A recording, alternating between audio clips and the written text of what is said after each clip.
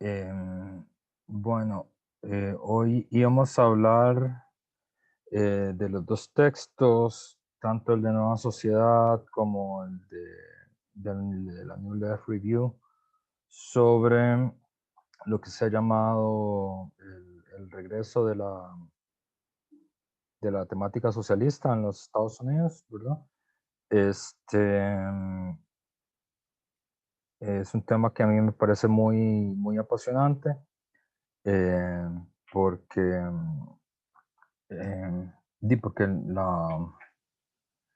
eh, bueno, primero porque es importante, ¿verdad? Pues la primera potencia del mundo, ¿verdad? Eh, es la sociedad capitalista más avanzada que ha existido en la historia de la humanidad. Y como no hay indicios de que haya otra sociedad que no sea la sociedad humana, pues entonces es la sociedad capitalista más avanzada del cosmos. Este, Y bueno, a mí siempre me pareció interesante por una cosa medio tangencial, que es que a mí siempre me gustó mucho la literatura gringa, no sé por qué, conecté como muy rápido. Este, y digo, uno solo entiende bien la literatura si entiende la historia, y por ahí vino como mi gusto por el tema. Em, y bueno, y entonces están em, estas dos temáticas, tenemos estos dos artículos, ¿verdad?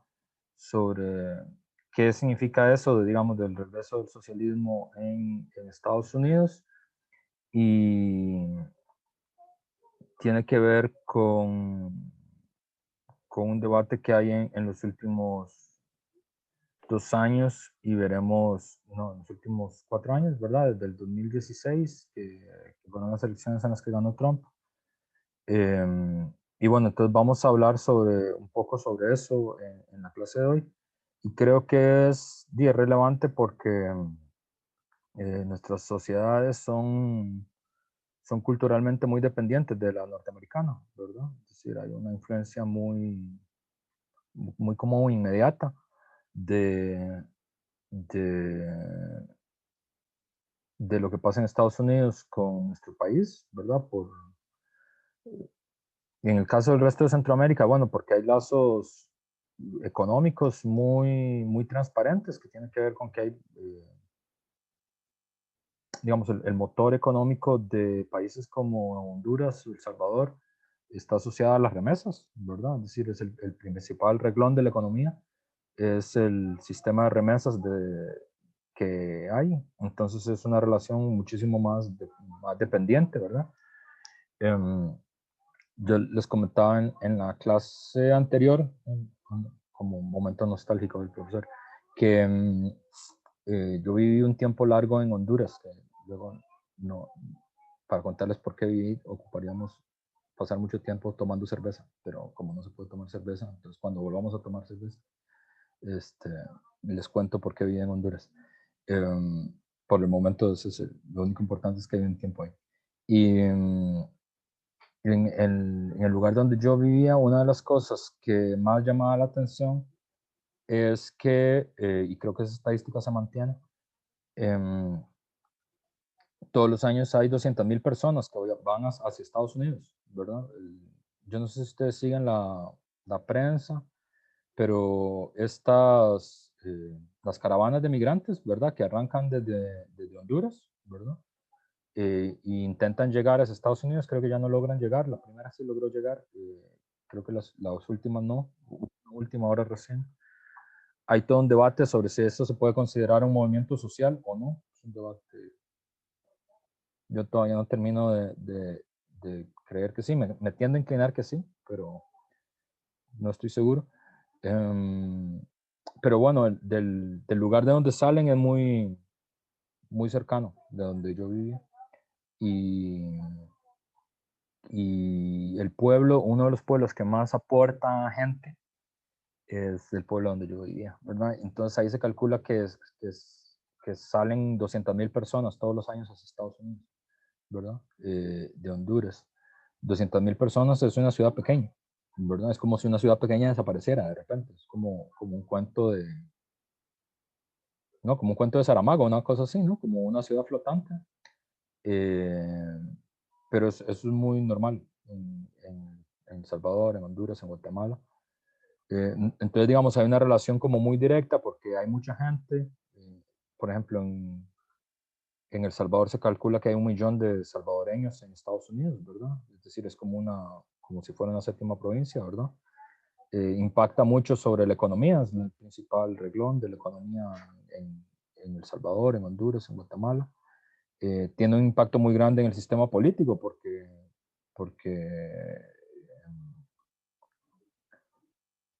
con las modernizaciones de las comunicaciones es relativamente fácil viajar de Los Ángeles a El Salvador, por ejemplo, ¿verdad? Digamos, en las elecciones, en las primeras que ganó el Farabundo Martí, hubo un sistema de vuelos charter para poder ir a votar a El Salvador, ¿verdad? Así como uno se va en bus a votar a San Vito, digamos, como la gente que tiene que ir a votar a las provincias. Hubo un sistema de vuelos charter para que la gente pudiera ir de Los Ángeles al Salvador a votar. Entonces, digamos que en Centroamérica es como muy obvio, ¿verdad? Que hay una relación. Este, pero normalmente, digamos, los fenómenos políticos iban un poco como de Centroamérica hacia Estados Unidos, ¿verdad? Como, como en el año 2006, fue 2006 o 2008, ahora tengo la duda. Creo que fue el año 2006. Yo no sé si ustedes saben, el 1 de mayo, ahora vamos a hablar, la razón por la que se celebra el 1 de mayo es una cosa que está asociada a los Estados Unidos, ¿verdad? El 1 de mayo, que es el Día Internacional de los Trabajadores, fue una fecha que hoy es libre. Es una fecha que desde 1890, la Segunda Internacional, la internacional que dirigía Engels, Federico Engels, porque Marx ya se había muerto, nombró como el 1 de mayo, declaró que el 1 de mayo era el Día Internacional del Trabajo y que todas las organizaciones obreras y socialistas de todas partes del mundo tenían que intentar organizar el 1 de mayo celebraciones donde fuera posible, huelgas donde fuera posible, demostraciones, actos, huelgas nacionales, demandando en todas partes del mundo la reducción de la jornada de trabajo hasta llegar a la jornada de 8 horas, ¿verdad? Eh, bueno, y eso se logró, ¿verdad?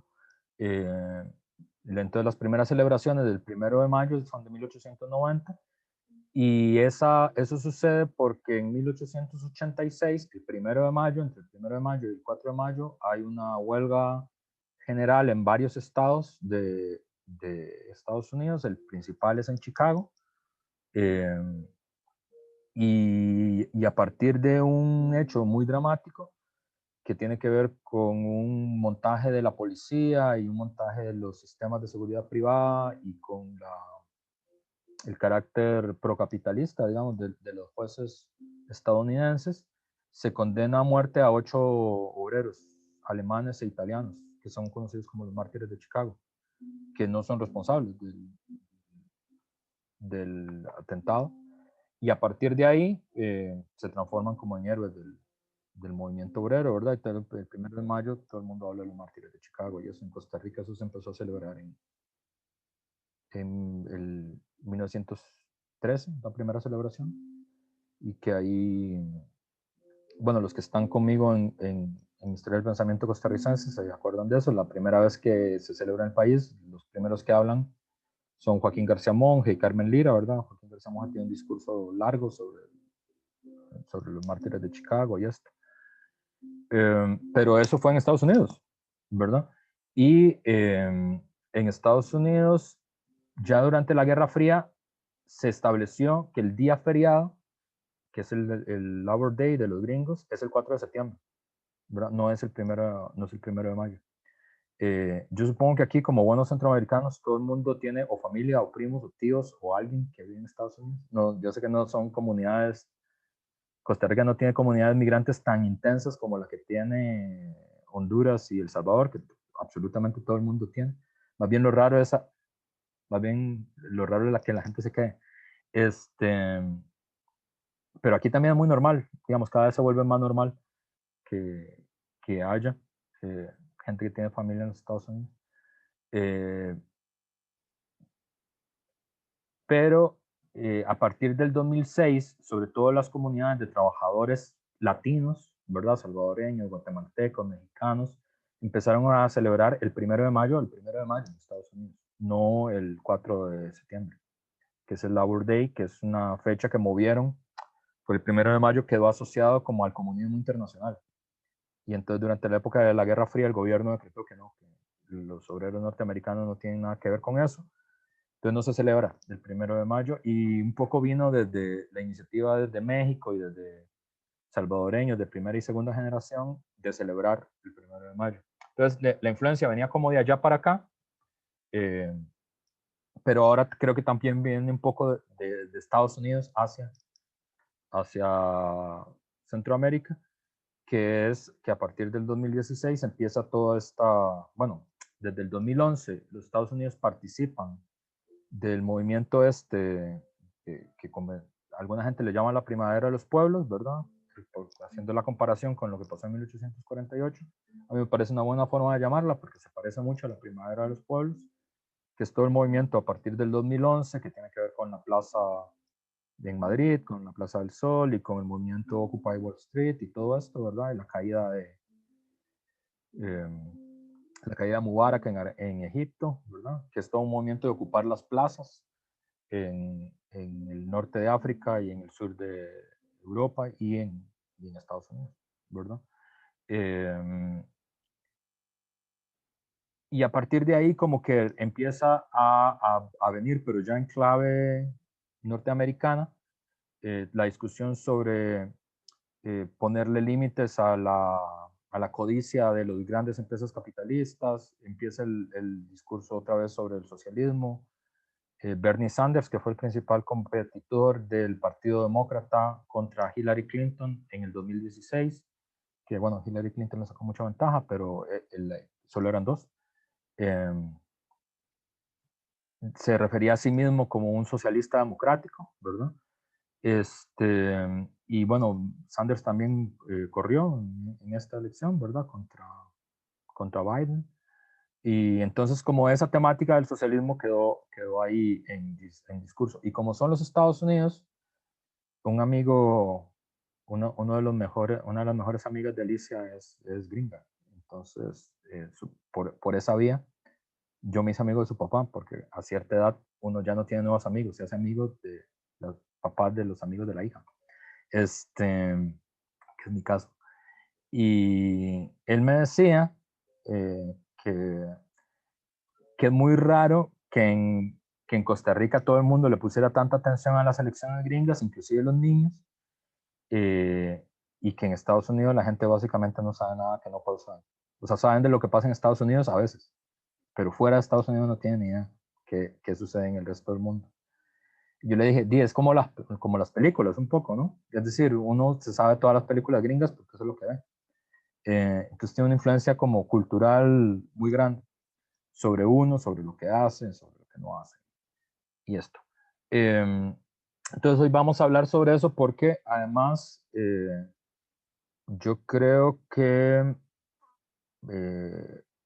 para los latinoamericanos es medio raro, pese a que tenemos una gran influencia cultural de los Estados Unidos, porque es como nuestro imperio, ¿verdad? Es decir, hay una presencia muy grande en toda América Latina de la embajada norteamericana, de la cultura norteamericana, de los centros culturales norteamericanos, de los centros de ayuda norteamericanos, de las becas norteamericanas, del ejército norteamericano. En realidad sabemos poco de la historia de ellos, ¿verdad? Y además sabemos muchísimo menos de la historia radical de los Estados Unidos, como las tradiciones políticas radicales, de las tradiciones políticas socialistas. Dentro de Estados Unidos eso lo conocemos mucho menos.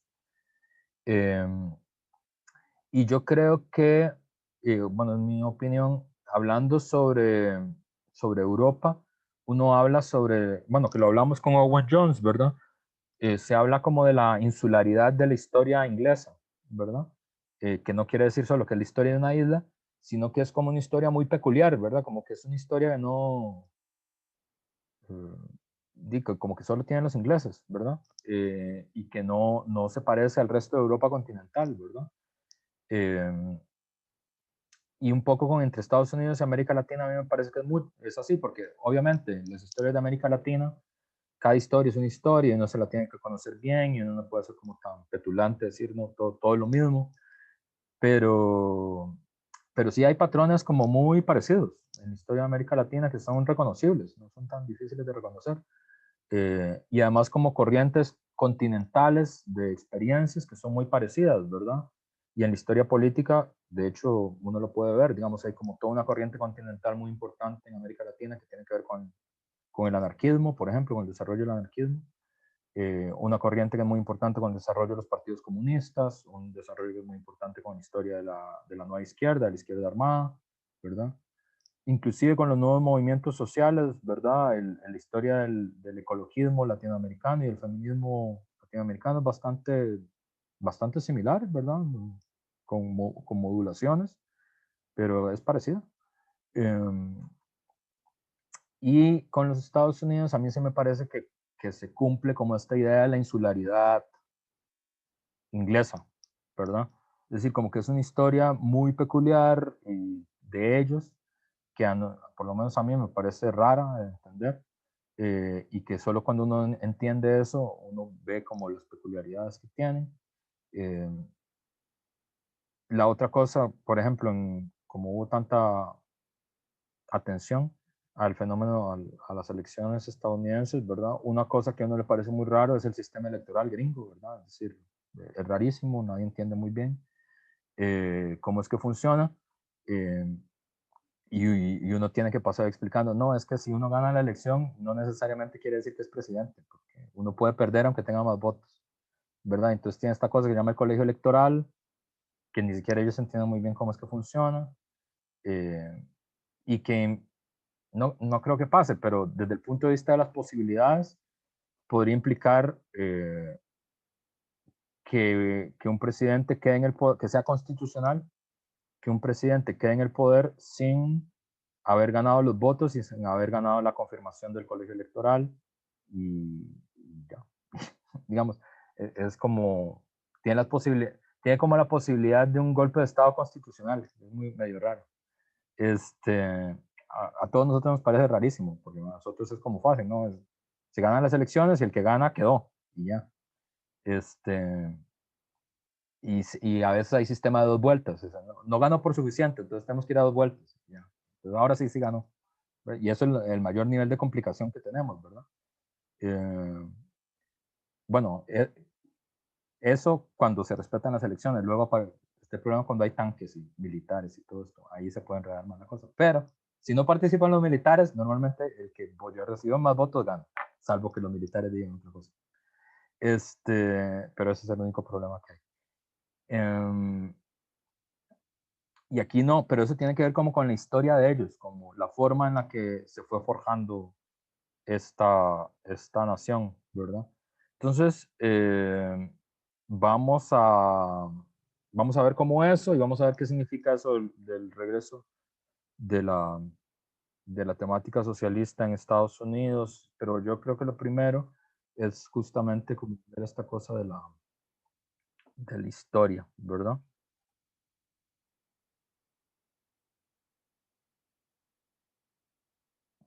Em, voy. Entonces, historia y el resurgimiento del socialismo en Estados Unidos.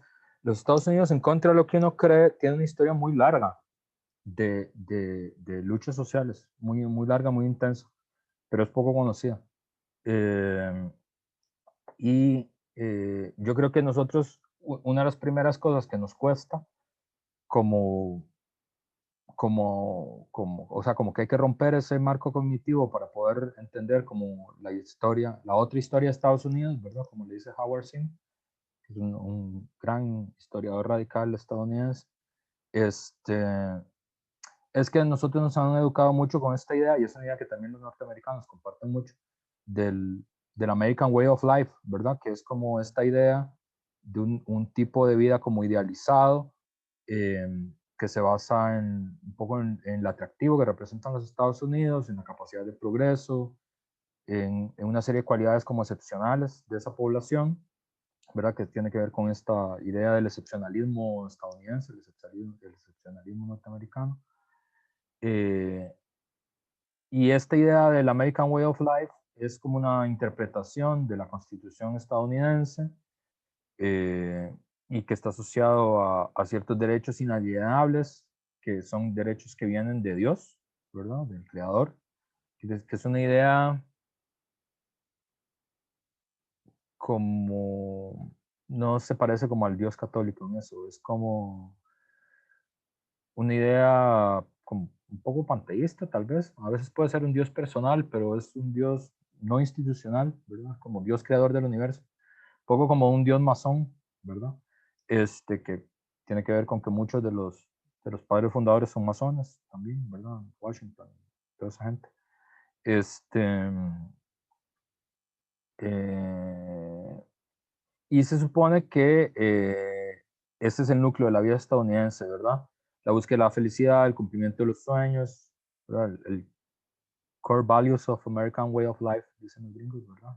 Los valores fundamentales del modo de vida americano, ¿verdad? Que además tiene que ver con el individualismo, un valor exaltado del yo y de la dignidad que tiene ese yo, ¿verdad? Y además con una actitud optimista, en el sentido de las posibilidades individuales, digamos, del progreso material. ¿No? Entonces, como esa idea nos hace, y la fuerza que tiene esa idea y la promoción con la que esa idea ha sido eh, vendida en toda América Latina, y que, bueno, que es la razón por la que millones de centroamericanos se van a Estados Unidos, ¿verdad? Justamente a hacer eso, ¿verdad? A progresar individualmente, a trabajar duro, a perseguir la felicidad, ¿verdad? A que se respete su individualidad, todo ese tipo de cosas que no siempre pasa en América Latina, este, que la mayoría del tiempo no pasa en América Latina. Digamos, como esa imagen es lo que nos impide como ver que hay otra América, otro Estados Unidos, que no está asociado a los valores estos, sino que está asociado como al desarrollo del capitalismo, a la resistencia contra el capitalismo, a la construcción del movimiento obrero, ¿verdad? A los valores como socialistas, digamos, pero en Estados Unidos, que tuvieron un especial desarrollo por ser desde inicios del siglo XX, digamos, el corazón del sistema capitalista mundial, ¿verdad? Entonces eso le da un carácter como doble, en tanto que centro del sistema imperialista, ¿verdad? Eh, y por lo tanto como una especie de posición privilegiada en el mundo, pero justamente por esa posición privilegiada en el mundo, digamos, los efectos políticos de cuando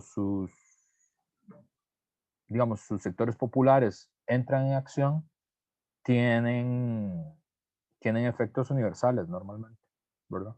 Que eso no siempre pasa en otros países, ¿verdad? O sea, hay, digamos, la historia qué sé yo, del pueblo boliviano es una historia muy admirable, muy heroica, muy impresionante, ¿verdad? Digamos, si uno estudia la historia de las revoluciones bolivianas y eso.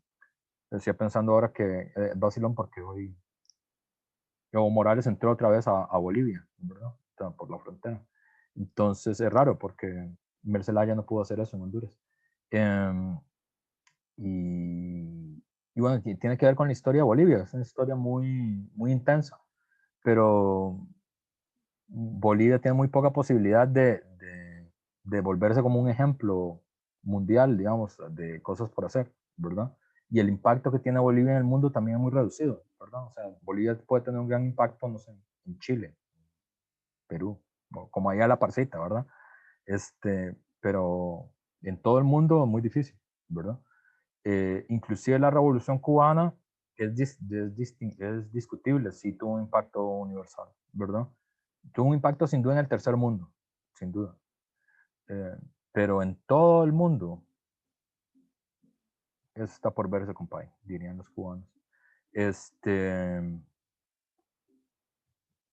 En cambio, por ejemplo, digamos, la Revolución Francesa, nadie duda de que tuvo un impacto en todo el mundo. La Revolución Americana, no hay duda de eso. El movimiento de los derechos civiles en Estados Unidos, nadie tiene duda de que eso generó un impacto en todas partes del mundo, ¿verdad? Entonces tiene esa doble cosa, ¿verdad? Que como centro imperial tiene periodos de mucha estabilidad. De hecho, nadie hubiera imaginado, qué sé yo, hace 10 años o hace 15 años, que Estados Unidos pudiera tener una crisis social, política tan intensa como la que está viviendo ahora. Si usted, yo no sé si a ustedes les gusta, a mí es que también la otra cosa, mi otro punto de conexión con la cultura norteamericana son las series, que yo veo muchas series, toda con efectos pedagógicos, obviamente, con efectos de encontrar ejemplos para mis estudiantes. Y si ustedes se fijan, como las series que había en Estados Unidos a inicios del siglo, que a mí me parecen que son las mejores series, como Los Soprano, ¿verdad? O como The Wire, ¿verdad? Que son la primera gran generación de series, ¿verdad? El regreso de la gran épica de las series. Eh, en estas, yo no sé si vieron Los Soprano y The Wire, que son como muy bellas sociológicamente para mostrar la sociedad. No pasa nada. O sea, la gracia de la serie es que es una serie donde nada pasa, ¿verdad? O sea, nada pasa políticamente, todo es como las historias personales de ellos, ¿verdad? Eh, y ya no se digan las comedias, ¿verdad? Comedias como que hicieron como mucha época en fines de siglo, como Friends o como el show de Jerry Seinfeld. Literalmente son comedias que se hicieron famosas, es una expresión pública de Jerry Seinfeld, de que la gracia de la comedia de él es que es una comedia donde nada pasa, nada ocurre, ¿verdad? Este, y eso es muy interesante porque son muy buenas comedias, son súper divertidas. Igual Los Sopranos, una super serie, muy interesante, y The Wire, pero no pasa nada en la sociedad, ¿verdad? Son sociedades muy estables, donde todo tiene que ver con las intrigas personales, la historia, no sé qué tal, y todo eso es muy llamativo, pero en la sociedad misma no pasa nada, ¿verdad? Y 20 años después, Estados Unidos es el epicentro de todas las crisis, ¿verdad? Es el epicentro de la crisis económica, el epicentro de la crisis sanitaria, el epicentro de la crisis política. Es uno de los lugares donde más se habla sobre este tema del resurgimiento del socialismo, después de que América Latina fue como el centro durante mucho tiempo y luego el sur de Europa durante mucho tiempo también, ¿verdad? Como que el ciclo pasó de América del Sur, ¿verdad? De toda esta idea del socialismo del siglo XXI. Eso pasa luego como al sur de Europa, ¿verdad? Con todo este movimiento como de Podemos y Syriza y Francia insumisa, ¿verdad? Como este modelo de la izquierda europea. Y de ahí otra vez como de regreso a Estados Unidos. Pero eso es como el ciclo de... Y bueno, parece que ahora hay un nuevo ciclo en el cono sur. Vamos a ver qué nos depara. Eh, pero justamente, digamos, la fuerza de esta imagen, de la imagen del American Way of Life, es la que nos dificulta como pensar más esta idea de los grandes periodos de crisis, porque sí lo que está claro en Estados Unidos es que hay grandes periodos de crisis que no son continuos. Yo creo que lo que es muy diferente en América Latina es que en América Latina la crisis es la normalidad. O sea, siempre hay crisis, todo el rato, ¿verdad? Digamos, uno ve como Bolivia o como Honduras, ¿verdad? Y uno dice, bueno, ¿qué periodo de esas sociedades no estuvieron en crisis? Y no sé, uno puede decir 4 meses, 6 meses, más o menos, pero siempre hubo una crisis, siempre hubo alguna cosa. En Estados Unidos eso sí está más distanciado, o sea, hay como grandes periodos de crisis, grandes periodos de estabilidad, ¿verdad? Eh, Todo el periodo que va de la era Clinton a la primera era Bush, ¿verdad? Todo, o sea, del final de George Bush padre hasta el inicio de George Bush hijo, todo el tránsito de siglo, ese periodo es un periodo de mucha estabilidad en Estados Unidos, de mucha estabilidad. igual que fueron los años 50, los años 60, digamos, los años de la posguerra, digamos, después del 45 hasta inicios de los 60, todo ese periodo es de mucha estabilidad política, ¿verdad? Entonces, digamos, hay años en los que se puede hablar como los años del temor rojo, ¿verdad? Que esta es la otra cosa que es muy, muy gringa, ¿verdad? Eh, que es esta idea del temor rojo, de la amenaza roja, de la marea roja, que son términos de periodos distintos de anticomunismo, porque sí lo que ha habido es que en Estados Unidos ha habido periodos muy mediáticos y muy intensos de, de una especie como de pánico moral hacia el comunismo, ¿verdad? Que está muy identificado, dos periodos, ¿verdad? El que va desde el 17 hasta el 20, con el ascenso de la Revolución Rusa, hubo un periodo ahí de mucho temor a la amenaza roja y que se reaccionó con mucha violencia, ¿verdad? Y el segundo, que es el más mediático y es el más conocido, es el periodo que va del 47 al 54, 57, que es el periodo que se llama, que se conoce como el macartismo, ¿verdad? Que es la época, que es la que el que sale más en tele, ¿verdad? Que es la persecución de, como de comunistas en los años 40 y 50. Creo que hay una serie que trata sobre ese periodo, pero no sé, no estoy seguro. Bueno, pero de ese periodo hay muchas cosas. Es el periodo en el que persiguieron a Marilyn Monroe y a Charles Chaplin por ser comunistas. O sea, cualquier persona podía terminar siendo comunista.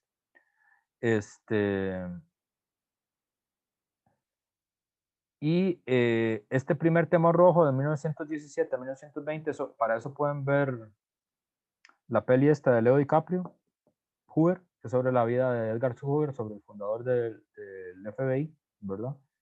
Y el FBI se monta en ese periodo, ¿verdad? Y Hoover se vuelve famoso en ese periodo. Y justamente es un sistema de investigaciones federales que está pensado para, digamos, el sistema de inteligencia gringo está dividido entre el FBI, que es para combatir amenazas internas, que hay 10.000 series sobre agentes del FBI, ¿verdad? Como la agente Mulder y Scully, ¿verdad? Como Expedientes Secretos X, ellos son agentes del FBI. Como Bones, como, no sé, hay 10.000 series sobre agentes del FBI. Y los otros es la CIA, ¿verdad? Que es para combate fuera, extrafronteras de Estados Unidos, que también sobre eso hay 10.000 películas sobre la CIA, ¿verdad? Entonces el FBI se monta internamente para combatir el primer terror rojo, ¿verdad? Y de ese periodo eh, se establece el FMI y se establece ese modelo eh, donde se centra en una intensa sospecha sobre que los comunistas, tanto los nacionales como los extranjeros, tenían una influencia desmedida sobre la sociedad, se infiltraban en el gobierno de los Estados Unidos o en ambos, y que había que hacer un esfuerzo gigante por evitar esa influencia sobre la sociedad, ¿verdad? Pero digamos, ese nivel de miedo y de terror implica, digamos, que efectivamente la tradición obrera y la tradición socialista y la tradición radical en Estados Unidos era suficientemente importante como para producir esa reacción dentro del FBI. Y de hecho, si se fijan, solo en ese periodo de 1917 a 1920, es el periodo en el que el FBI se monta primero, para luchar contra Marcus Garvey, ¿verdad? Que uno de los grandes primeros operativos de combate del FMI y por lo menos para los garveyistas más ortodoxos. Bueno, no, ortodoxos estaría mal decirlo. Para los garveyistas más militantes, la única razón que existe en Estados Unidos para que existan policías negros fue por el combate a Marcus Garvey, por el combate contra la UNI. Porque el FBI se monta como un sistema de espionaje contra los movimientos sociales, ¿verdad? Para infiltrarlos y para dividirlos y para montar provocaciones. Pero la historia de Estados Unidos es que la policía, el origen de la policía, y eso es parte del debate todo esto que hay con el Black Lives Matter Movement, ¿verdad? Con el movimiento que hay ahora, es que el origen de la policía en Estados Unidos son las patrullas de patrullaje para evitar que se fugaran los esclavos. O sea, el origen social de la policía eran los cuerpos armados de los estados y de los esclavistas, cuyo funcionamiento consistía en atrapar esclavos fugados, ¿verdad? Y para patrullar las calles para atrapar esclavos fugados. Ese es el origen de la policía en Estados Unidos. O sea, es un origen racista, ¿verdad? Y mucha digamos, del ala más militante del movimiento negro en Estados Unidos tiene que ver con, por eso es que ellos están a favor de, digamos, el ala más militante, el ala más radical estaba a favor de la abolición de la policía, ¿verdad? Pues la consigna es abolir la policía. Que a nosotros nos parece medio raro, ¿verdad? Eso, cuando uno lo oye. O a mí me parece medio raro, porque justamente tiene que ver con la tradición gringa, que es la tradición abolicionista, es decir, la lucha contra la esclavitud, que fue muy importante en Estados Unidos y fue todo un elemento de organización obrera, socialista, negra. Y es abolir la policía porque la policía es una institución esclavista, ¿entiendes? O sea, hay que abolir la policía por la misma razón que hay que abolir las plantaciones, ¿verdad? Y por la misma razón que hay que abolir la segregación y el Jim Crow System y todo eso, porque es que es una institución esclavista. Entonces, esa es la explicación. Entonces, y bueno, y los garveyistas estadounidenses, y jamaiquinos y africanos sostienen que la única razón por la que la policía permitió que hubiera policías negros es porque necesitaba policías negros para infiltrar el garveyismo. Porque no se puede infiltrar un movimiento de negros con gente blanca. Se nota. Entonces, no lo pueden hacer. Entonces necesitan oficiales negros para infiltrar al garveyismo. Y a Marcus Garvey lo derrotan. Es decir, le montan un proceso judicial falso, ¿verdad? Le acusan de hacer un sistema de fraude por correo y lo expulsan de Estados Unidos, lo deportan. Lo deportan, que no es lo mismo que expulsar, ¿verdad? Deportar significa que queda, porque uno lo expulsan, solo expulsan el cuerpo de uno. La deportación significa que uno se expulsa el cuerpo y se expulsa sus ideas, ¿verdad? Eso es lo que significa deportación. Entonces a Marcus Garvey lo deportan. Pero también de ese mismo periodo es la lucha contra los anarquistas, ¿verdad? Es el periodo en que expulsan a Emma Goldman de Estados Unidos, que es una anarquista muy importante de la historia del anarquismo. Tal vez una de las figuras más importantes del anarquismo de segunda época, que estuvo en Rusia y eso, y fue parte de los anarquistas que apoyaron a la Revolución Rusa, hasta que se pelearon con los bolcheviques y se fueron para Estados Unidos. Y también la persecución contra los comunistas y los trotskistas, ¿no? Contra James Cannon y toda la primera generación de comunistas estadounidenses. Y la segunda es del año 47 al año 54, que es la más televisada, ¿verdad? Como la persecución del sindicato de actores en Hollywood, ¿verdad? La persecución sobre Charles Chaplin, la persecución sobre Marilyn Monroe, la persecución sobre toda la gente que participó en la brigada Abraham Lincoln, ¿verdad? Entonces, casi cualquiera podría ser eventualmente acusado de ser comunista. Pero eso lo que representa es que justamente los años primeros, digamos, los 20 primeros años del siglo XX y los años 30 fueron periodos de particular fuerza y particular empuje del movimiento obrero, del movimiento socialista, del movimiento radical en Estados Unidos, ¿verdad? O sea, esta reacción se monta sobre la fuerza de este movimiento. Tengo a alguien con la mano levantada que no tiene el nombre del teléfono. Entonces no sé quién es. Hola, profe, es James. Ah, James. Hello. ¿Sí me escucha?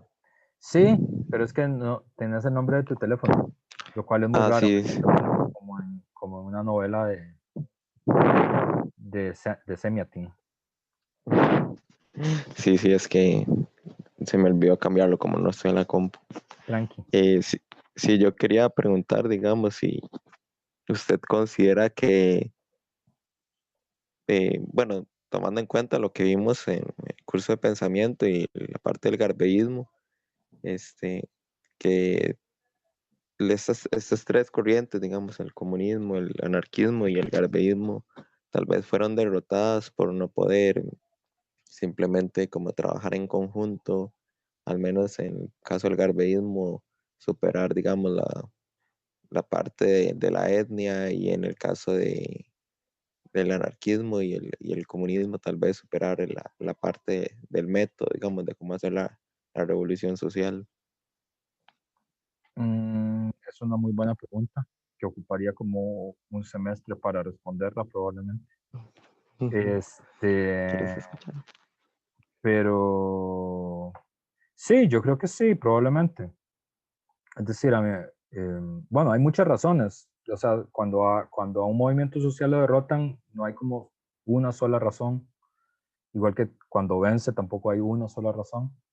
Pero sí, claro, digamos, como las divisiones, digamos, entre las corrientes radicales siempre debilitan, digamos, al movimiento popular, digamos, en contra de, esos, de sus rivales, digamos, eso, sin duda es así. Y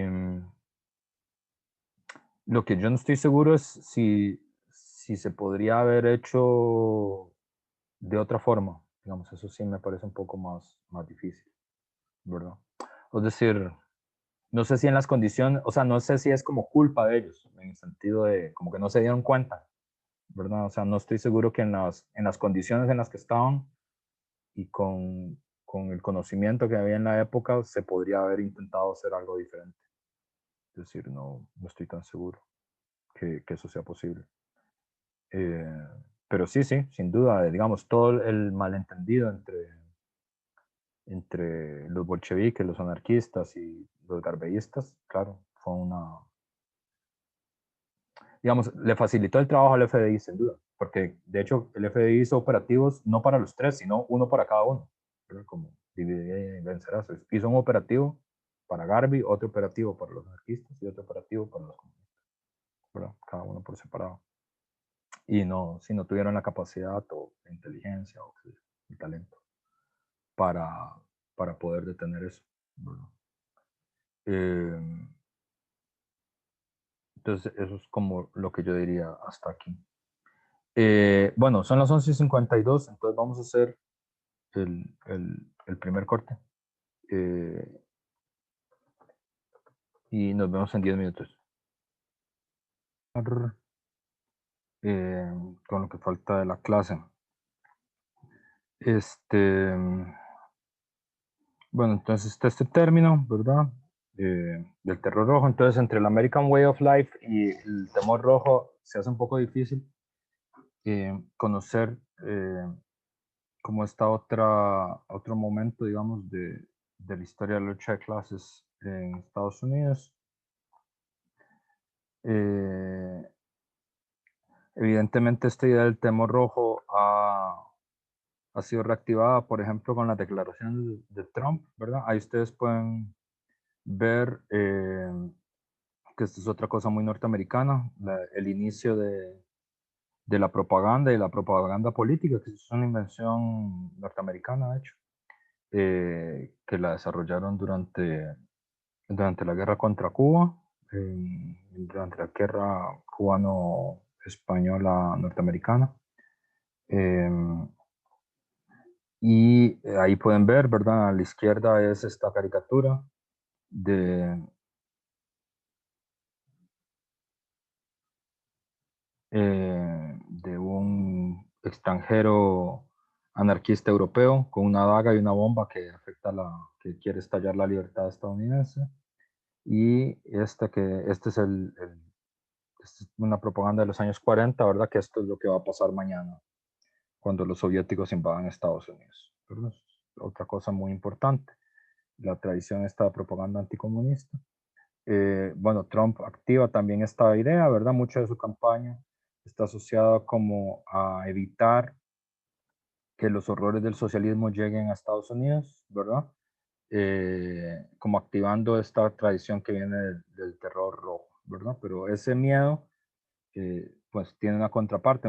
Las cosas a las que uno le tiene miedo no siempre son reales, ¿verdad? pero tiene que tener una contraparte que explique de dónde es que viene el miedo, ¿verdad? Entonces, Howard Zinn, que es uno de los grandes historiadores norteamericanos, que de hecho Trump también habló sobre Howard Zinn, ¿verdad? Parte de la campaña de Donald Trump es la idea de que en una de las crisis de los Estados Unidos tiene que ver con que los jóvenes son educados en valores antinorteamericanos, o sea, como que la propaganda comunista ha inundado las escuelas y los colegios, y entonces que se le enseña a los jóvenes a odiar a su país y a odiar a sus instituciones. Y el ejemplo de eso es este libro, La otra historia de Estados Unidos, de Howard Zinn, que es un libro que hay que leerse, es un libro muy interesante, muy bien escrito.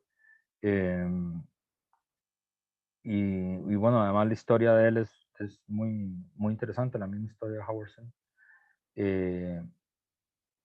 Y él dice en relación con esto lo siguiente, en su último escrito contra el Howard Zinn ya está muerto, murió hace relativamente poco, pero decía en contra el desaliento.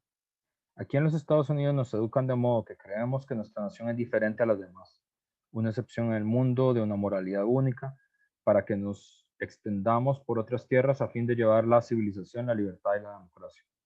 Pero si sabéis algo de historia, sabéis que no es verdad. Si sabéis algo de historia, sabéis que masacramos a los indios de este continente, que invadimos México, enviamos ejércitos a Cuba y a Filipinas, asesinamos a un número ingente de personas y no les llevamos democracia o libertad. No fuimos a Vietnam a llevar la democracia, no invadimos Panamá para acabar con el narcotráfico, no invadimos Afganistán e Irak para detener el terrorismo. Nuestros objetivos eran los objetivos de todos los demás imperios de la historia: mayores beneficios para las empresas, mayor poder para los políticos, ¿verdad? Entonces, este fragmento justamente es uno de los fragmentos que explica justamente digamos, la otra historia, la historia de los norteamericanos que han estado opuestos a la expansión imperial, a la justificación del beneficio para las grandes empresas, que ven en el American Way of Life un ideologema, digamos, que esconde todas estas formas de opresión, de violencia, de imperialismo, ¿verdad? Y que justamente hay que contar otra historia y prepararse para construir otros Estados Unidos, como desde abajo, ¿verdad? Y efectivamente la historia de Estados Unidos está muy llena de ese tipo de otras historias que son muy poco conocidas. Eh, una es que, bueno, que tienen una muy larga tradición de comunismo cristiano, ¿verdad? Por decirlo de alguna forma, que lo habíamos visto también con Owen Jones, es una cosa que viene de Inglaterra, ¿verdad?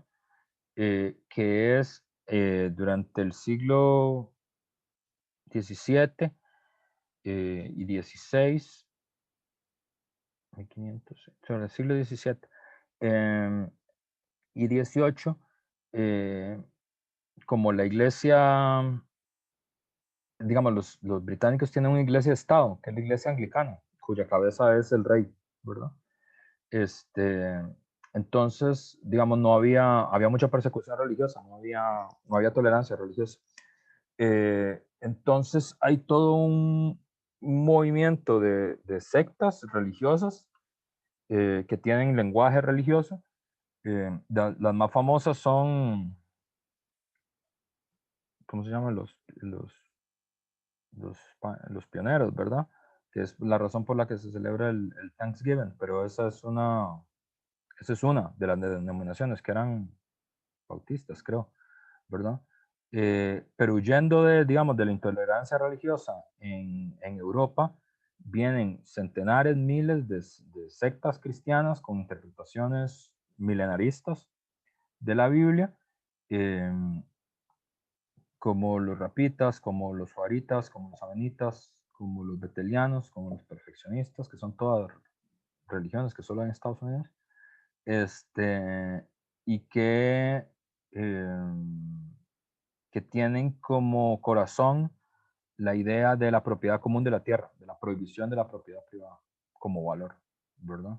Eh, porque es posible una interpretación religiosa, una interpretación cristiana que esté en contra de la propiedad de la tierra, digamos, de las grandes extensiones de tierra. De hecho, hay que es la interpretación profética de la Biblia, ¿verdad? Que uno puede encontrar como en William Blake, que también era parte de todas esas sectas, nada más que William Blake no se fue a Estados Unidos. Pero él tiene una interpretación parecida. eh, y, eh, y verdad, en estas interpretaciones cristianas, que se basan sobre todo en las profecías, ¿verdad? En Isaías y así, es muy claro que en esas profecías, por ejemplo, la concentración de tierras está prohibida, está castigada, ¿verdad? Entonces hay una frase famosa que es pobre aquel de que junte parcela con parcela, no sé qué, pues será castigado, ¿verdad? Es una frase de Isaías, ¿verdad? Entonces está prohibida la concentración de tierras como valor, eh, digamos, con esa interpretación profética. Y es una defensa, digamos, entonces por lo tanto la tierra puede ser o pequeñas propiedades de tierra o tierra comunal, pero no puede ser propiedad de una sola persona, ¿verdad? Y como ustedes saben, hasta hace relativamente poco todavía, el principal medio de producción, la principal fuente de riqueza era la tierra, la propiedad de la tierra, ¿verdad? Estados Unidos se construye sobre una base de uso extensivo de la tierra, ¿verdad? De grandes comunidades de terratenientes o de pequeños productores de tierra y eso. Y bueno, todas estas comunidades religiosas tenían como valor, por ejemplo, que eran más igualitaristas que el cristianismo europeo, es decir, las mujeres podían participar de todos los puestos de gobierno y todos los puestos simbólicos. De hecho, hay varias mujeres que dirigen estas comunidades que son sacerdotas, no sé. No es el nombre que usan ellos. No es sacerdotisas. No, es que tiene otro nombre. Son predicadores, ya. Es que sacerdote es cuando hay iglesia institucional, ¿verdad? Estas iglesias no son institucionales, ¿verdad? Esa es la otra cosa. Digamos, la iglesia católica es institucional, es como un estado, ¿verdad? Tiene un gobernante que es el papa, tiene pequeños gobernantes en todas partes del país, son los arzobispos, tiene arzobispos en cada localidad, ¿verdad? Y es una estructura súper jerárquica, muy parecida a la del estado, de hecho. El estado le copió a la iglesia la forma en la que está organizado. En estas comunidades no hay. Esa es una de las características como diferentes de la religiosidad norteamericana, que hay pocas iglesias, o sea, no hay iglesias que puedan competir con el Estado, ni siquiera la católica, ¿verdad? Y hay algunas que no tienen, digamos, por la interpretación que se hizo de la reforma, no tienen institución, o sea, la iglesia consiste básicamente en juntarse a rezar, no hay nada más que eso. Entonces eso facilitó, digamos, todas estas sectas comunistas cristianas, ¿verdad? Esa es una tradición que todavía sigue siendo muy, muy fuerte en Estados Unidos, porque, por ejemplo, casi todos los movimientos antimilitaristas en Estados Unidos están vinculados a gente que tiene esta religiosidad o que participa de estas comunidades religiosas. Porque obviamente en esta tradición no se puede participar en la guerra ni en los ejércitos. Entonces, la gente que sabotea las pruebas nucleares o que sabotea las pruebas del ejército o las instalaciones de bases militares en distintos lados, normalmente son gente que tiene fe religiosa de este tipo, ¿verdad? Que es una interpretación ahí peculiar del cristianismo, que yo solo he encontrado en Estados Unidos. Creo que aquí no hay eso. Porque es que, digamos, América Latina tiene otra historia, que es una historia de cultura católica institucional muy fuerte, ¿verdad? Luego, el ala, pero ese era como el ala súper de izquierda, digamos, de esas sectas, ¿verdad? La mayoría de iglesias eran más conservadoras, que es como la presbiteriana y así, o la bautista, que es de donde viene Bush y esto. Estas son como pero como no había una iglesia central, ¿verdad? No permitía ese tipo de movimientos que uno no ve en América Latina. En el texto de Thomas Paine, que es uno de los referentes de la guerra americana, ¿verdad? Pero no es tan famoso, ¿verdad? Como Washington y como Adams y así. En sus libros, tanto en el sentido común como justicia agraria, también es uno de los puntos de apoyo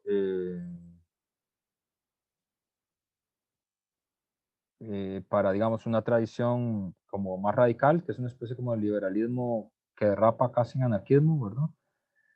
Que es como parte de la influencia que tiene mucho la idea del movimiento de los derechos civiles, o lo que los gringos le dicen los liberals, que es esta idea de que la opresión es consecuencia de las riquezas, ¿verdad? Que las sociedades necesitan tener distribuidas las riquezas. Su sociedad ideal, que está en este texto, Justicia Agraria, es una sociedad de pequeños productores y artesanos. En eso es parecido, es una versión como radical de Thomas Jefferson, ¿verdad? Es decir, hay una hostilidad a la gran concentración de riqueza y de tierra, ¿verdad? Y la defensa de como una sociedad basada en la pequeña producción, ¿verdad? Y en el apoyo mutuo y ese tipo de cosas. Sobre todo porque para él, para Thomas Paine,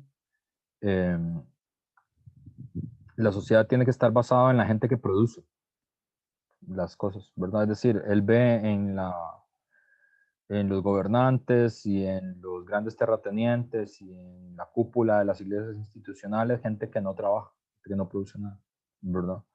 Y entonces, cosas como la aristocracia, como el privilegio hereditario, como los favores gubernamentales, como las prebendas de todo tipo, lo que hacen es fomentar la desigualdad,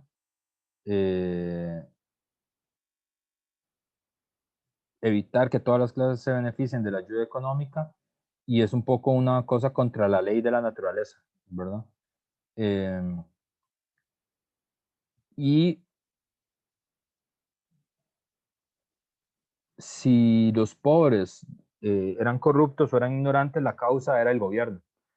Y por lo tanto, esta pobreza y esta ignorancia tenía que ser limitada y eliminada con medidas de bienestar social, como cuáles, como impuestos a los más ricos, como ayudas a los desempleados, como educación pública y gratuita, ¿verdad?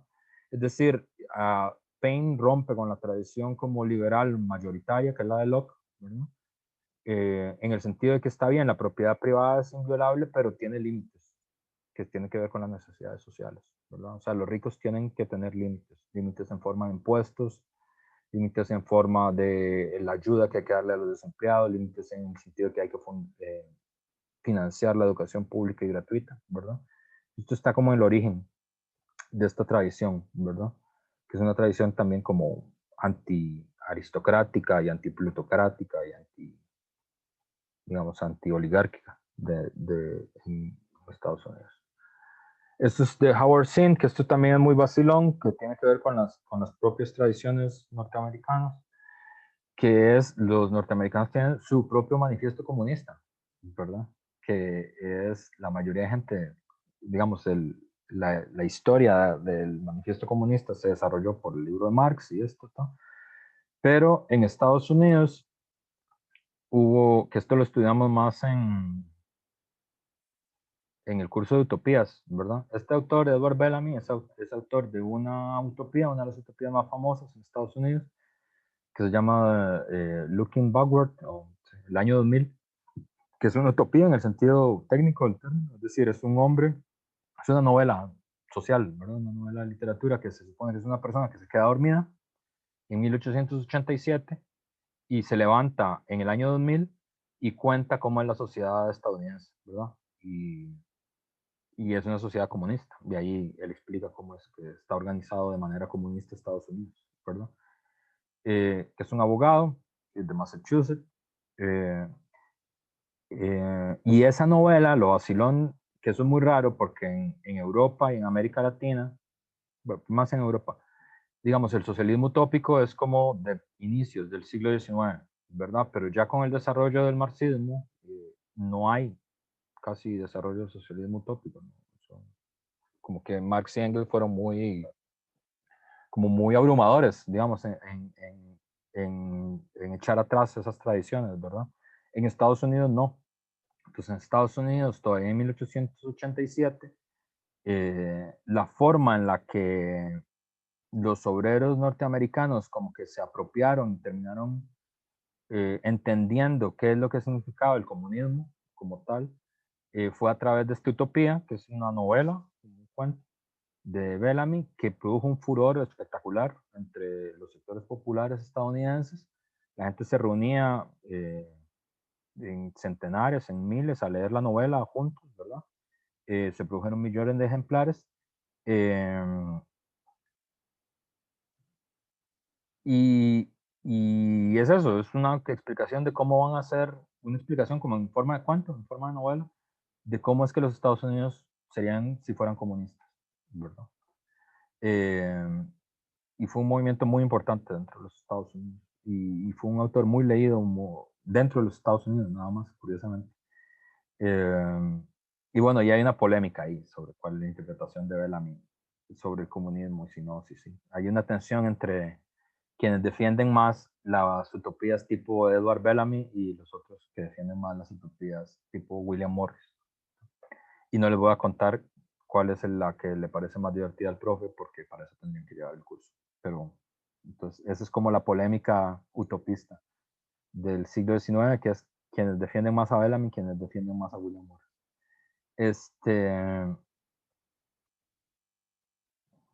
Y bueno, pero lo curioso es que, y esto es lo raro, ¿verdad? Que una novela que es una utopía, ¿verdad? Que explícitamente es una ficción, es un relato de ficción, eh, como que movilizó las simpatías y las necesidades de organización de miles de obreros en Estados Unidos. Y eso tenía que ver con que justamente los esfuerzos del gobierno, de las empresas, de las iglesias, por controlar, digamos, el impulso radical de los obreros norteamericanos, eh, encontró materia fértil en ese folleto, ¿verdad? Y sirvió de palanca para los movimientos obreros y campesinos que se extendieron durante toda esta década, 1880-1890, que es uno de los grandes periodos de desarrollo del movimiento obrero en Estados Unidos, que es de donde viene luego la lucha por la jornada de 8 horas, que arranca en Estados Unidos y se generaliza en todo el mundo, ¿verdad? Como experiencia, ¿verdad? Ese es otro de los ejemplos, digamos, de cómo, curiosamente, Estados Unidos parece, como es una sociedad imperial, parece muy estable en largos periodos de tiempo, pero cuando echa a andar los efectos de la lucha de clases en Estados Unidos pueden llegar a todo el mundo, ¿verdad? Como con la jornada de 8 horas, por ejemplo, es un buen ejemplo. Estos son los mártires de Chicago, justamente, que es por lo que se celebra la jornada de 8 horas, ¿verdad? George Engel, que es uno de los más famosos, son Albert Spice y Engels y el otro se me olvidó. Ching, creo que es este, que es el oriental. Pero ellos son anarquistas, ¿verdad? Los 8. Y la organización que ellos fundan se llama los Knights of Labor, los Caballeros del Trabajo, que siempre me sonó como un nombre de superhéroes, pero así se llama. Y entonces, ¿qué es lo que dice, por ejemplo, Engels en 1886? He trabajado por el establecimiento de un sistema social en el que sea imposible el hecho que mientras unos amontonan millones utilizando las máquinas, otros caen en la degradación y la miseria. Entonces, una crítica al nuevo pauperismo que produce las máquinas, ¿verdad? Es decir, los Estados Unidos son una sociedad donde el avance técnico-científico siempre impacta de primero, siempre ha tenido mucha ventaja en relación con el impacto tecnocientífico, pero ese impacto tecnocientífico no significa la mejora de la vida de los trabajadores, ¿verdad? Eh, Así como el agua y el aire son libres para todos, así la tierra y las invenciones de los hombres de ciencia deben ser utilizados en beneficio de todos. Vuestras leyes están en oposición a las de la naturaleza, y mediante ellas robáis a las masas el derecho a la vida, a la libertad y el bienestar. En la noche en que fue arrojada la primera bomba en este país, yo me hallaba en mi casa. Yo no sabía ni una palabra de la conspiración que pretenden haber descubierto el Ministerio Público. Es cierto que tengo relaciones con mis compañeros de proceso, pero algunos los conozco por haberles visto en reuniones de trabajadores. No niego tampoco que haya yo hablado en varios mitines, afirmando que si cada trabajador llevase una bomba en el bolsillo, pronto sería derrotado el sistema capitalista imperante. Esa es mi opinión y mi deseo. Yo no combato individualmente a los capitalistas, combato el sistema que da el privilegio. Y mi más ardiente deseo es que los trabajadores sepan quiénes son sus enemigos y quiénes son sus amigos. Todo lo demás yo lo desprecio. Desprecio el poder del gobierno, incluido sus policías y sus espías. Nada más tengo que decir. Entonces, ese es el discurso antes de que lo ahorcaran, porque la historia es súper dramática, ¿verdad? Porque es un montaje judicial, es un proceso judicial amañado, expedito, y termina con la horca de los 8, ¿verdad? Y luego se demostró que era un invento del gobierno, ¿verdad? Y eso es también justamente la otra cosa que me parece muy llamativa de la historia del radicalismo norteamericano, que es muy brutal, o sea, como que la lucha de clases es muy franca, muy abierta, ¿verdad? Muy como a la manera norteamericana. Eh, y digamos, el movimiento obrero cuando sale a luchar, tiene que enfrentar siempre a la empresa, a los matones de la empresa, a los detectives, ¿verdad? Hay una agencia que es una agencia famosa de detectives que se llama la agencia Pinkerton, que sale en muchas novelas y en muchas películas, ¿verdad? Creo que en alguna de las películas donde sale Tom Sawyer aparece como siendo parte de la agencia Pinkerton. Y es una agencia que básicamente lo que hacía era que facilitaba espías y matones para desincentivar al movimiento obrero, ¿verdad? Eran decenas de miles de gentes que trabajaban para la agencia Pinkerton, ¿verdad? Entonces siempre fue como muy brutal el enfrentamiento con los patronos en Estados Unidos.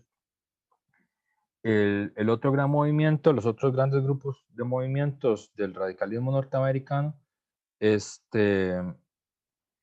son, por ejemplo, estos, el IWW, el International Workers of the World, que, bueno, ahí cuando vean esto está el archivo del cancionero de ellos, que son famosos, bueno, somos famosos por muchas cosas, pero sobre todo la mayoría de las canciones que canta el movimiento obrero gringo son canciones de ellos. Esto es el Little Red Book Song, que es el pequeño libro de canciones rojas, ¿verdad? Que son canciones como fáciles de cantar, que todas tienen que ver como con la educación política de los trabajadores. El Partido Socialista Norteamericano, Eugene Debs, es otra tradición. La participación de los norteamericanos en las brigadas internacionales, ¿verdad? Es decir, en los años 30,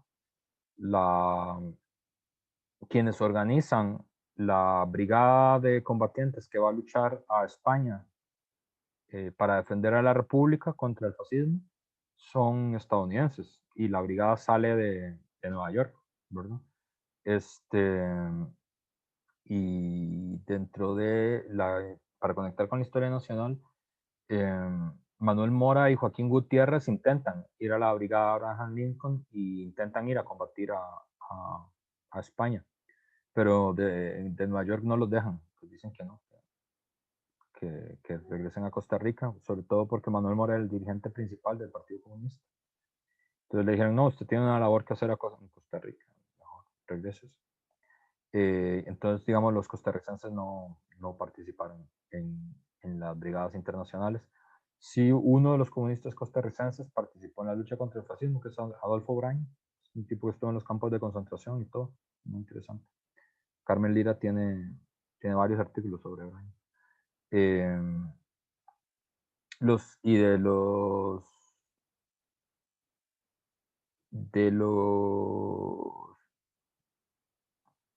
pueblos latinoamericanos que más participan en la brigada son los cubanos. Que ahí, a propósito de la pregunta de James, es otro de los casos donde uno puede ver cómo distintas tradiciones de radicalismo se mezclan, porque en las brigadas internacionales que fueron organizadas porque, sobre todo porque la mayoría de los comunistas estadounidenses, eso, que es otra cosa, eran trotskistas, digamos, dentro de la división de los comunistas. Bueno, saluda. Hola. Hola. Hola. Y bueno, entonces, por ejemplo, en las brigadas internacionales, ahí uno puede ver mezclado porque la mayoría de comunistas estadounidenses que van a pelear a España son, digamos, son bolcheviques, son trotskistas, pero también muchos de ellos son negros, ¿verdad? Es decir, habían iniciado su vida militante en el guerrillerismo, ¿verdad? Y en América Latina, quienes más participan de las brigadas internacionales son los cubanos. Y también esa conexión está asociada al garbeísmo, que también fue importante en Cuba en los años 20, ¿verdad? De hecho, hay una escena como famosa, como muy publicitada, cuando Obama fue a España, ¿verdad? Cuando estaba el gobierno de José Luis Rodríguez Zapatero en España y empezó la administración Obama y fue la primera visita de Obama a España.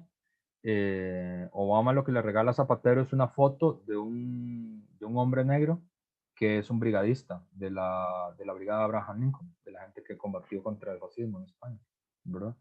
Y fue muy publicitado eso y le regala la foto de este tipo. Y el soldado este que estuvo en la brigada Abraham Lincoln, que Obama le regala a Zapatero, es un cubano, ¿verdad? No es un estadounidense, es un cubano. Que sí se fue a Estados Unidos, y se fue con la brigada Abraham Lincoln. ¿Cómo hago pantalla no completa? Mi amor, ocupo la pantalla completa para explicar. Pero yo quiero usar el chat. No, ¿para qué quieres usar el chat? Para saludar por el chat. No, porque estoy exponiendo. ¡Quiero chat! No. Ya voy a Mira, Caro tiene mi apoyo. Claro, siempre tiene tu apoyo, es una alicista ortodoxa e integrista. Sí, exacto, lo que sea que eso significa. Bueno, vamos a continuar, ya casi Por favor, ayúdenme. ¿Verdad que ustedes quieren el chat? ¿Ven?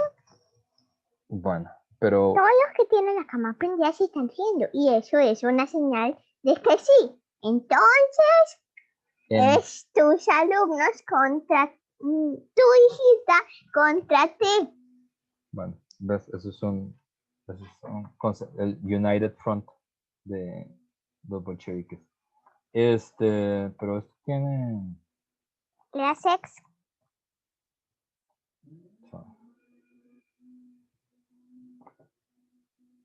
Ahí va a aparecer. No, ya le he dado ahí varias veces, no me sale el chat. Ya vas a ver. Sí. Y bueno, las otras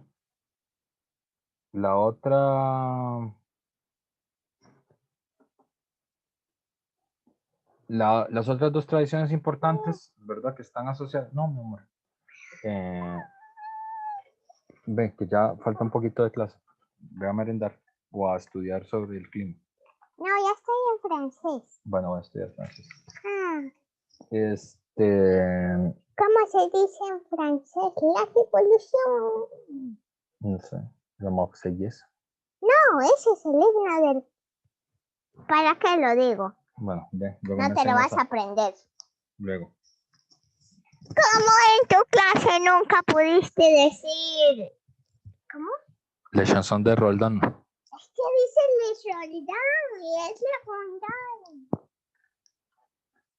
Ya. Él no va a dar nunca clases de francés. Después de Alicia, vamos a continuar. Como pueden ver, ya puede caminar. Bueno, puede caminar saltando. Las brigadas. Y la otra cosa es una tradición muy importante que también se reactualizó en los últimos años de una forma de sindicalismo muy militante, porque justamente Estados Unidos son el corazón de la industria capitalista moderna, y hay hitos de enfrentamientos, digamos, de lucha de clase contra clase, que fueron muy importantes. Por ejemplo, los años 30, que es el movimiento de los Teamsters, que es el movimiento que organiza a los camioneros. Si han visto esta peli de Jack Nicholson y Danny DeVito, Hoffa, ¿verdad?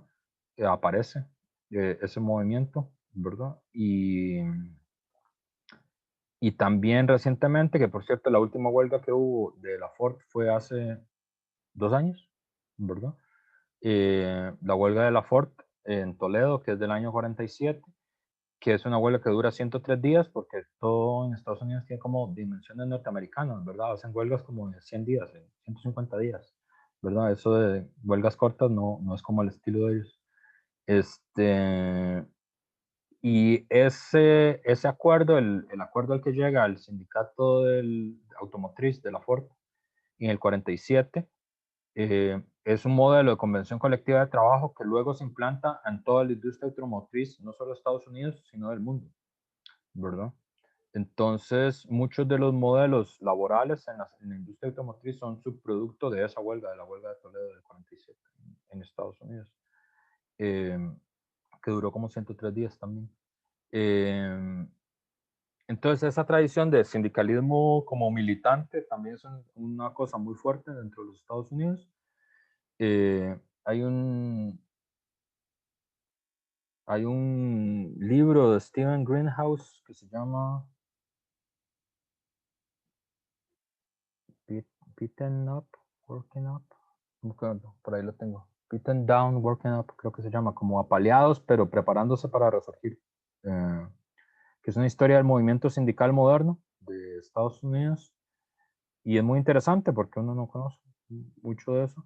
Pero, por ejemplo, a propósito de los que siguieron las elecciones, Nevada, que es uno de los estados que fueron decisorios en que Trump perdiera la elección, Nevada es uno de los centros donde más se ha desarrollado el sindicalismo estadounidense en los últimos 6 años. Tiene sindicatos poderosísimos que están asociados y latinos, muchos latinos dirigidos por latinos y mujeres. Y Steven Greenhouse habla sobre eso y tiene que ver y es un sindicalismo muy militante. De hecho, tienen organizados a los trabajadores de los hoteles de Trump, porque Trump es dueño de hoteles. Y es la única explicación de por qué Trump perdió las elecciones en Nevada. Y es el sindicalismo de los trabajadores de los hoteles, ¿verdad? Las mucamas y la gente que limpia los hoteles y, ¿no?, los cupiers y toda esta cosa, ¿verdad? Y eso se desarrolló en los últimos años, en los últimos 10 años, ¿verdad? Y es un modelo, digamos, de sindicalismo militante en la empresa privada y eso. Y han tenido muchos éxitos, de hecho. Y ahí, por ejemplo, ahí está la mezcla esa de clase y raza, que es como tan explosiva siempre en Estados Unidos, ¿verdad? Porque son latinos, la mayoría. O sea, son latinos de primera o de segunda generación. O recién llegados también. Y se inspira mucho en esta tradición, ¿verdad? Como de militancia sindical muy intensa, ¿verdad? Porque no cree como que está como esta idea del trabajador estadounidense como individualista y racista y ese tipo de cosas. Y no, digamos, eso existe, pero también existe esto otro, ¿verdad? Y bueno, y ya en los años 60 viene la tradición de la nueva izquierda, que no está tan asociada al movimiento obrero, que también, pero está más asociado al desarrollo del movimiento estudiantil, del movimiento de descolonización, ¿verdad? La lucha contra la guerra de Vietnam y todo eso, ¿verdad? Este es Eugene Debs.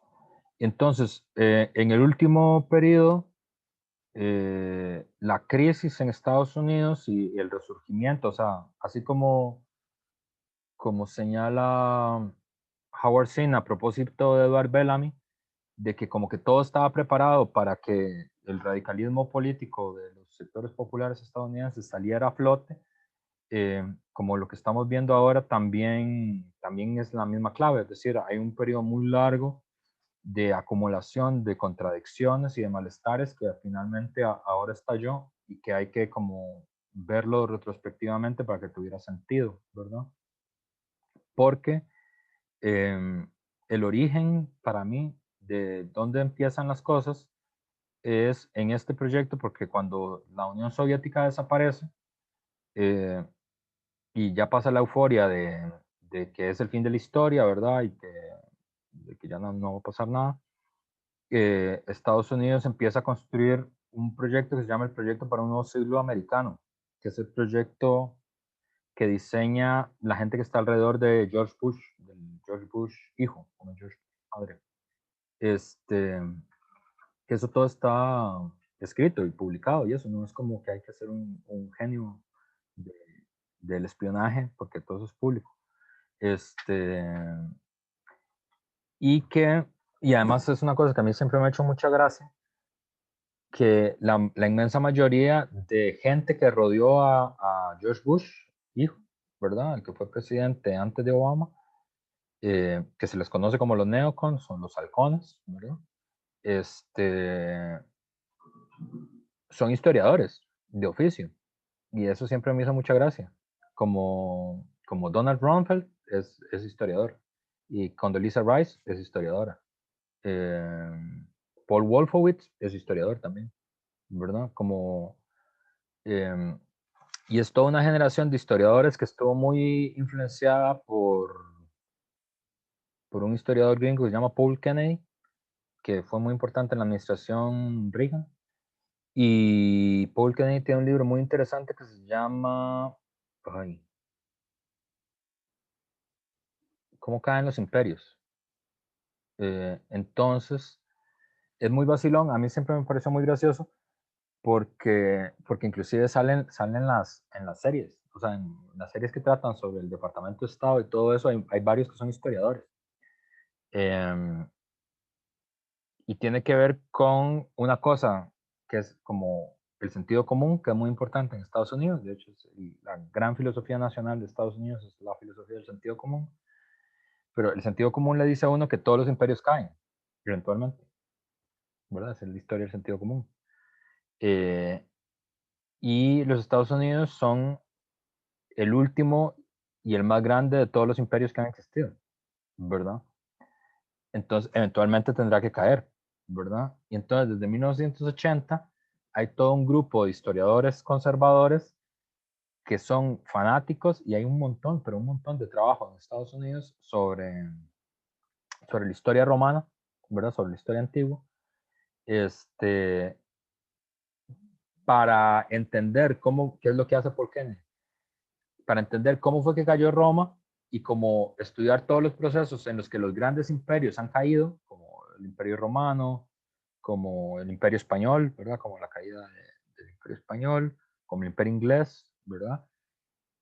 Como un mecanismo para tener una comprensión de qué se puede hacer para evitar que caiga el Imperio estadounidense, ¿verdad? Entonces son súper obsesivos con la historia de Roma, con la historia... Yo no sé si ustedes han fijado que hay un montón de series que son sobre Roma, ¿verdad? Hay un montón como Espartaco y bueno, una serie muy importante en el año 90 que se llamaba Roma. Y hay un montón de series gringas sobre Roma. Y es por eso, ¿verdad? O sea, es el modelo de cómo un gran imperio podría entrar en decadencia. O sea, como que explica la decadencia de un imperio y cómo se puede hacer para evitar lo inevitable, ¿verdad? Que es que caiga. Y está en ese patín desde hace rato, ¿verdad? Eso es como la gente que está alrededor de George Bush. Alrededor de Donald Trump hay otra gente que es diferente. Hay alguna gente que estaba con Bush, otra que no. Es como diferente el modelo. Bueno, y estos más, Wolfowitz, Rumsfeld, Condoleezza Rice, construyen una cosa que se llama el Proyecto para un Nuevo Siglo Americano. Y en el año 97, y lo escriben y lo publican en una revista, así como uno publica en la revista de filosofía, ¿verdad? El texto sobre Aristóteles o no sé, sobre Kant, ¿verdad? Estos publican en Foreign Affairs cómo va a ser el nuevo siglo americano, ¿verdad? y es un rediseño total de las fronteras del mundo, ¿verdad? Dentro de eso, el rediseño de Irak, de Irán, de Siria, de Palestina, ¿verdad? Porque sobre todo esta generación, y eso sigue durando hasta nuestros días, fue la primera que empezó a pensar que uno de los elementos centrales de la decadencia norteamericana y de que tenía que ser resuelta esa forma de decadencia norteamericana y que uno podía encontrar en Roma la explicación de por qué eso es la razón fundamental de la caída de Roma, fue la idea de la autosuficiencia energética, ¿verdad? Yo no sé si eso ustedes no, probablemente no saben porque eso no se estudia tanto, pero uno de los problemas centrales que tuvo el Imperio Romano cuando se extendió es cómo garantizar suficiente energía para que todo el imperio funcionara. O sea, cómo garantizar suficiente madera y carbón, las cosas que se ocupan para funcionar en una extensión tan larga de tierra, de terreno. Sí, el problema de los imperios es que, está bien, produce mucha riqueza, pero ¿cómo mantenés fluyendo las cosas que se necesitan para mantener un imperio? ¿Cómo mantenés fluida la gente, fluida la energía, fluido, ¿no?, el trabajo? Y una de las razones de la que eso está muy estudiado, no solo por historiadores conservadores, también por Jeremy Rifkin, en la, en, en la era de la información y en la economía del hidrógeno, los dos. Yo no sé si la gente sigue leyendo a Jeremy Rifkin. Yo creo que solo yo leo a Jeremy Rifkin ahora. Fue un autor que fue muy importante en los años 90. Y yo como que me quedé. Es como la gente que fue aficionada al Uruguay de Coronado. Como eso, ¿verdad? Que fue un gran equipo de fútbol en los años 90 y ya nadie sigue al Uruguay de Coronado. Entonces, Jeremy Rifkin es parecido. Pero digamos, uno de los problemas centrales que tuvo el Imperio Romano fue eso. Es decir, cómo mantener fluido el movimiento de madera, que es sobre todo lo que se usaba como base material para todo en el Imperio Romano, y eso fue uno de los problemas de su decadencia material. Y a partir de ahí empieza todo el debate sobre el problema del petróleo. Es decir, los Estados Unidos es una sociedad que se construyó sobre la base del petróleo, ¿verdad? Y a partir de 1997 está ya claro, y no hay forma como de negarlo, de que por las posibilidades de sostener la civilización basada en el petróleo son ficción, ¿verdad? O sea, que eso se va a acabar. Todavía en el año 80 y tanto, cuando yo estaba en la escuela, yo estudié, y no se me olvida nunca, que el petróleo era un recurso natural inagotable. O sea, había recursos naturales agotables e inagotables. Entonces, había algunos que eran inagotables. El petróleo era inagotable. El agua era inagotable, ¿verdad? Entonces, nadie creía que el petróleo se iba a poder acabar, porque ¿cómo nos íbamos a acabar el petróleo? Y a partir de ahí empieza a haber un problema de que las principales reservas de petróleo del mundo ya no están en Estados Unidos, están fuera de Estados Unidos. Están en Venezuela, están en Irak, están en Arabia Saudita, ¿verdad? Y el rediseño tiene que ver con que había que rediseñar la geopolítica mundial para garantizar que el movimiento de petróleo de Estados Unidos no se detuviera, ¿verdad? Ya ahora nadie está como en ese patín, ahora todo el mundo está como en otro patín. De hecho, parte de la política de Trump, de los discursos de Trump, tiene que ver con el problema de la autosuficiencia energética de los Estados Unidos, ¿verdad? Por eso el debate en Estados Unidos ya no es sobre cómo conseguir petróleo en Irak o cómo conseguir petróleo en Venezuela, sino es la discusión sobre el fracking y ese tipo de cosas, ¿verdad? Que tiene que ver con si se va a conseguir energía, tiene que ser en Estados Unidos. No puede ser que tengamos que ir a otro país para conseguirlo, ¿verdad? Y entonces, de hecho, solo hubo dos debates en la campaña electoral, y en el único momento que hablaron algo de medio ambiente fue sobre el fracking, ¿verdad? Que bueno, Biden está a favor del fracking, que es una de las formas más contaminantes, más sucias de conseguir energía. Pero bueno, la cosa es que inicia ahí, Y el problema de ese proyecto y de aquellos polvos, estos barros, todo estaba muy bien, todo está muy bien diseñado, pero el problema es que no le salió, porque la idea de ellos, y eso es muy vacilón, o sea, la idea de invadir Irak o rediseñarlo está desde el año 97. La guerra de Irak es del 2003. Pero la idea de invadir Irak es desde el año 97, ¿verdad? Y también, justo en ese momento, también a partir de un tipo que se llama Larry Summers, que nadie conoce, pero que fue el arquitecto económico de Clinton y de Obama, que fue el jefe de la Secretaría del Tesoro de Clinton y de Obama. De Obama no fue el secretario del Tesoro, fue jefe del Consejo Económico, del Consejo Nacional Económico. Se diseñó toda la desregulación del sistema financiero mundial, que eso fue el inicio de lo que nosotros le llamamos la globalización, ¿verdad? O sea, la transformación del GATT en OMC, ¿verdad? En la Organización Mundial del Comercio, y todo el sistema de regulación financiera, de libre comercio, de reducción de los derechos laborales, de envenenamiento del tercer mundo. Todo ese modelo empieza en el año 99 en Seattle, que es el inicio de la batalla de Seattle, ¿verdad? Que si a alguno de ustedes les gusta Race Against the Machine, yo no sé si la gente joven sigue oyendo eso. Hay un video que trata sobre el inicio del movimiento alterglobalización en ese periodo, que tiene un nombre muy curioso, porque los gringos siempre ponen nombres curiosos a la gente. Eso lo decían el Teamster and Turtle Coalition, que es un nombre muy simpático. Es como la coalición del camionero y la tortuga.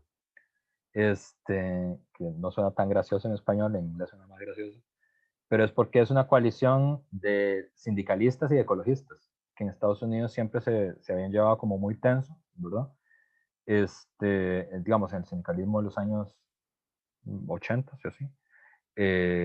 Pero en el 99 como que ya hubo una primera acción como conjunta de los sindicatos y del movimiento ecologista, ¿verdad? En contra del World Trade Center, y por eso le decían así, la Teamster and Turtle Coalition, la coalición de los camioneros y de las tortugas. Porque, bueno, parte de la globalización tiene que ver con esas tres cosas: la desregulación financiera, que llevó a la crisis del 2008, la destrucción de los derechos laborales a través del libre comercio, ¿verdad? Porque tenía que ver con poner a la clase trabajadora estadounidense a competir con los salarios de los latinoamericanos, ¿verdad? Y por eso es que esos mismos años es todo el movimiento de externalización, se le dice en las empresas, que es, yo no sé si ustedes saben, pero la mayoría de industrias automotrices de Estados Unidos están en la frontera con México. O sea, como las fábricas como la de la Ford o la de la Chrysler también, como las grandes ensambladoras de automóviles de Estados Unidos, muchos se pasaron hacia México, a la frontera con Nuevo Laredo y Tijuana y todo eso, que es todo ese cordón de las maquilas, son empresas gringas, son la Ford y la Chrysler y todo eso, ¿verdad? Entonces, con ese movimiento, hubo una reducción masiva del valor del trabajo y del trabajo en Estados Unidos, ¿verdad? Entonces los sindicatos estaban en contra. Y también porque la globalización siempre ha implicado, y de aquellos polvos, estos barros, una desregulación de la protección de la naturaleza, es la otra cosa, ¿verdad? Es decir, no hay globalización si no hay desregulación masiva de los controles del medio ambiente, de la protección para evitar la contaminación de países del tercer mundo. De ese periodo es que empieza a discutirse, porque eso de hecho Larry Summers lo dice públicamente, que es una de las cosas que más se le ha criticado y que es de las cosas más cínicas que ha dicho Larry Summers, que es que desde el punto de vista económico el envenenamiento, ¿cómo se llama? El tirar basura en países del tercer mundo es, desde el punto de vista económico, perfectamente coherente. Es una frase famosa de él. O sea, como que los países ricos tiren basura en países del tercer mundo, desde el punto de vista económico, eso es coherente. Ya. Y es todo el debate que empieza con por ejemplo, ¿cómo se llama esto? Como la basura tecnológica, ¿verdad? Como todo este montón de chatarra que ya no se usa en los países del primer mundo, que se pasa como ayuda al tercer mundo, pero que no sirve, ¿verdad? Como computadoras de los años 80, ¿verdad? Digamos, eso no se puede ensamblar en ninguna parte, ¿verdad? Y es basura, básicamente. Y todo eso se manda a Nigeria o a África o a México, dependiendo del momento. Y bueno, ahí uno puede ver, porque digamos, en nuestra época, lo que está pasando, digamos, en la economía global que se impone sobre los criterios de la salud, el efecto de la pandemia particularmente agresivo entre los más pobres, de los trabajadores peor pagados, ¿verdad? Del mundo.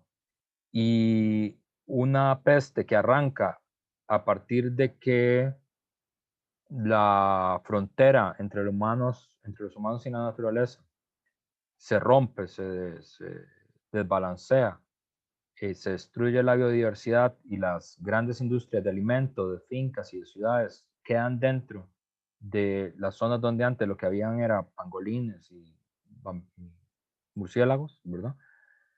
Eso es lo que produce el coronavirus moderno, ¿verdad? Digamos, las tres cosas que están ahí pensadas, ¿verdad? El sistema capitalista global, la desregulación laboral y la desregulación de las medidas del medio ambiente, que inicia en el año 99 con mucha agresividad a través de la OMC, es lo que explica el mundo en el que vivimos nosotros hoy, digamos, eso fue lo que pasó.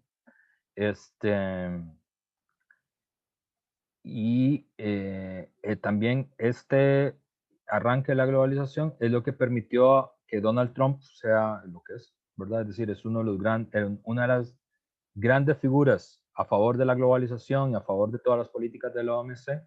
Fueron Bill Gates, Donald Trump, digamos que fueron como los grandes caras públicas de estos magnates globales, digamos, como Jeff Bezos ahora, ¿verdad? Ahora hemos aprendido que no estamos seguros si Donald Trump es realmente un billonario o no. Eso está en debate ahora. Pero en el año 99 todo el mundo estaba seguro que era un billonario, ¿verdad? Ahora parece que no estamos tan seguros de si es así o no.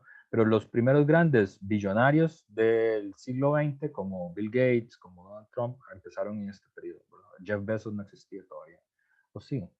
No, Jeff Bezos ya estaba, claro, en el año 99 en Seattle. Es el inicio, el puro inicio de la compañía de él. Entonces, digamos, todos esos, digamos, grandes magnates contra los que hoy hay todo este discurso en contra de la desigualdad, en contra de la mega riqueza, en contra de la hiperconcentración de los recursos en pocas manos, empieza aquí, arranca aquí. Y bueno, luego vamos a ver lo que sigue porque ya es la 1 y ya Alicia va a volver a decir que tengo que ir a ayudarle a estudiar sociales. Y bueno, la otra clase vamos a seguir con esto de Estados Unidos. Y bueno, nos vemos el jueves. Chaito.